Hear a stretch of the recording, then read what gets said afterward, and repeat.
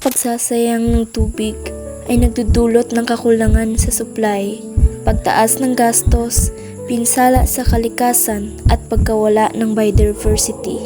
Isa ito sa pangunahing problema ng ating minamahal na inang bayan. Problema ang pagkawala ng katubigan na kinakailangan ng sambayanan. Ang pangungopia ay masama. Ito ay nagdudulot ng kawalan ng tiwala at nagiging ugali na lang ang pandaraya. Kawalan ng respeto sa iba at pagtapon ng basura kung saan-saan. Paraan tungo sa magandang kinabukasan.